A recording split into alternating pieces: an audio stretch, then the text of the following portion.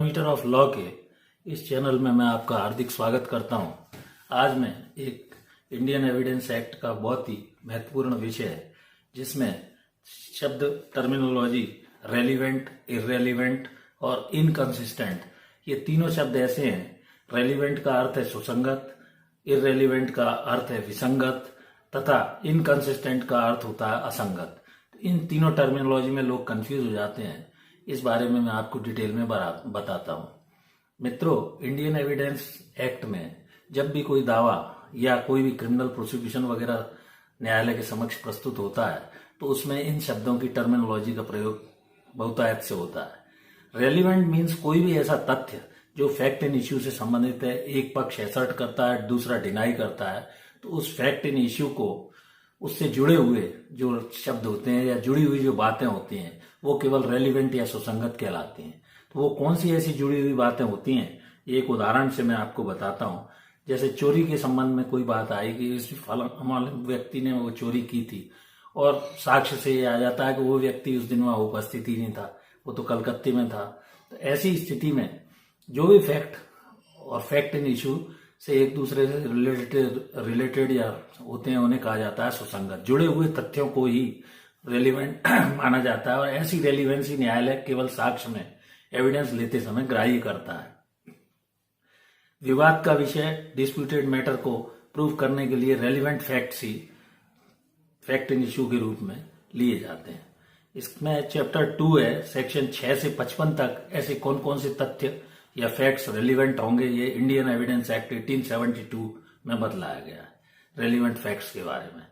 और न्यायालय के समक्ष सामने वाला कोई भी वकील या पक्ष किसी मुद्दे पर ऑब्जेक्शन जब लेता है तो न्यायालय का न्यायाधीश उस ऑब्जेक्शन को, जो भी प्रश्न पूछा जाता है, उसके लिए ओवर रूल्ड कर देते हैं, अर्थात ये प्रश्न पूछे जा सकते हैं। जबकि कई बार कोई भी आपत्ति लेने पर न्यायालय को या न्यायाधीश को ऐसा लगता है कि ऐसे प्रश्न नहीं पूछे जा सकते, तो उस ऑब्जेक्शन को वो सस्टेन्ड कहते हैं, ऑब्जेक्शन सस्टेन्ड। ये तो स्थिति हुई रेलिवेंट फैक्ट की, अर्थात प्रत्येक ऐसे फैक्ट इन इश्यू जो कि मामले के तथ्यों से, साक्ष्य से एक दूसरे से सुसंगत होते हैं, उन्हीं के संबंध में एविडेंस दी जाएगी, रेलिवेंसी उनकी होगी, ग्राह्य होगी, वही साक्ष्य में ग्राह्य किए जाएंगे। दूसरा मामला से संबंधित है इररेलिवेंट, ऐसे असंगत तथ्य जिनका मामले से कोई लेना देना नहीं है और वो मामले में रेलिवेंट भी नहीं है, उनको बोलते हैं इररेलिवेंट फैक्ट्स या बेतुकी बातें।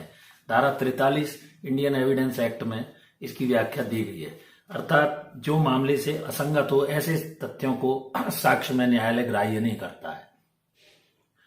इसके बाद तीसरा जो इंपॉर्टेंट वर्ड है इनकंसिस्टेंट, अर्थात मामले से असंगत।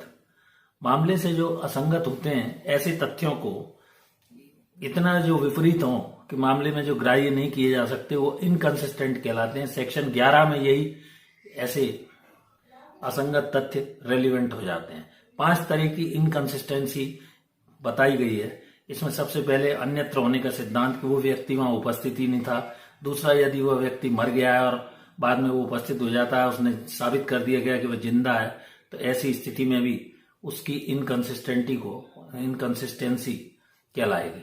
स्वयं किसी ने अगर सुसाइड कर लिया और बाद में, ये भी उसके एक्सेप्शन में आता है। किसी तीसरे व्यक्ति ने कोई ऑफेंस किया है तो ये भी उसके एक्सेप्शन में, असंगत तथ्यों में आता है। पति पत्नी की आपस में पहुंच नहीं थी या पति पत्नी का आपस में कोई संबंध नहीं था, तो बच्चा अगर पैदा होता है तो ये तथ्य सिद्ध करने पड़ेंगे कि उनकी पहुंच थी, अन्यथा वो इनकंसिस्टेंट या इररेलिवेंसी के उसमें माना जाता है। इनकंसिस्टेंट, इतने विपरीत तथ्य हों तो इस तरह से 5 इसके एक्सेप्शन बताए गए हैं इनकंसिस्टेंट के।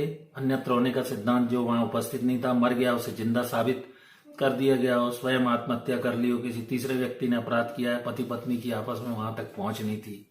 तो मैंने संक्षेप में सरल शब्दों में रेलिवेंट अर्थात सुसंगत जो कि जुड़ा हुआ, इररेलिवेंट अर्थात विसंगत और जो कि बेतुकी बातें, तथा इनकंसिस्टेंट यानी असंगत अर्थात इतना विपरीत हो जिसका मामले से के साक्ष्य से कोई लेना देना नहीं हो, उसके एक्सेप्शन भी आपको बताया। तो कुल मिलाकर स्थिति ये हुई कि साक्ष्य में केवल रेलिवेंट बातें ही न्यायालय द्वारा ग्राह्य की जाती हैं और उन्हीं पर एप्रिसिएशन ऑफ एविडेंस, जब साक्ष्य का विश्लेषण किया जाता है तो विचार किया जाता है, ना तो विसंगत और ना ही असंगत बातों को विचार में लिया जाता है यदि ये साक्ष्य द्वारा सिद्ध कर दी गई। तो मैंने संक्षेप में इंडियन एविडेंस एक्ट से जुड़ी हुई शब्दावली, रेलिवेंट, इररेलिवेंट, इनकंसिस्टेंट के बारे में सरल भाषा में बताने का प्रयास किया। आशा करता हूं कि मेरा यह वीडियो आपको अच्छा लगा होगा। एक आपसे अनुरोध है कि यदि आप इस चैनल पर नए हैं और आपने अभी तक मेरे इस चैनल को सब्सक्राइब नहीं किया है तो कृपया यूट्यूब पर पैरामीटर ऑफ लॉ मेरे चैनल को सब्सक्राइब करें, अधिक से अधिक लोगों को लाइक शेयर करें। ये आपका चैनल है, इसमें विधि से संबंधित में छोटी छोटी चीजें आपको अपने अनुभव के आधार पर बता रहा हूं। मैंने जो लंबे समय तक विधि से संबंधित इस फील्ड में कार्य किया है, उसी अनुभव के आधार पर मैं छोटे छोटे वीडियो बनाकर कानूनी चीजों को एक्सप्लेन आपके समक्ष कर रहा हूं।